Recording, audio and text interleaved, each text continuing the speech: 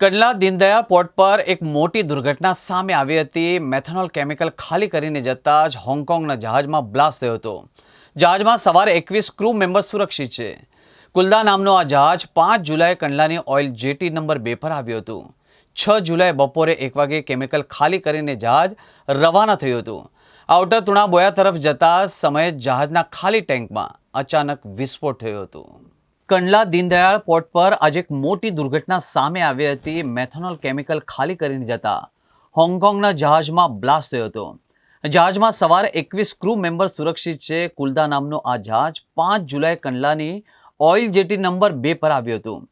6 જુલાઈએ બપોરે 1 વાગે કેમિકલ ખાલી કરીને જહાજ રવાના થયું હતું। આઉટર તુણા બોયા તરફ જતા સમયે જહાજના ખાલી ટેન્કમાં અચાનક વિસ્ફોટ થયો હતો। વિસ્ફોટના કારણે જહાજનો પાછળના ભાગને નુકસાન પહોંચવા પામ્યું હતું। જહાજ દરિયામાં એક તરફ નમી ગયું હતું। મેરીટાઈમ રિસ્પોન્સ કોઓર્ડિનેશન સેન્ટર અને કોસ્ટગાર્ડની ટીમ બચાવ કાર્યમાં જોડાયા હતા। કંડલા દીનદયાળ પોર્ટના પીઆરઓ ઓમપ્રકાશ દાદલાણીએ કહ્યું કે ડીપીએના ચેરમેન સતત મોનિટરિંગ કરી રહ્યા છે। જહાજના ઈંધણને ખાલી કરવા માટે એક બાર્જ મોકલવામાં આવ્યું છે। જહાજના સ્થાનિક એજન્ટ અમલભાઈએ પુષ્ટિ કરી છે કે કોસ્ટગાર્ડ અને પોર્ટ તંત્રની મદદથી क्रू मेंबर्स ने सुरक्षित स्थले खसेड़वानी कामगिरी करी थी।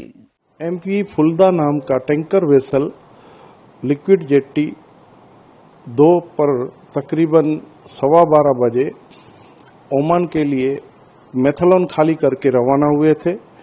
पोर्ट के नेविगेशनल चैनल के बाहर एक्सप्लोजन होने का इनपुट आया है एवं इस जहाज में कोई भी आग की दुर्घटना का नहीं हुई है।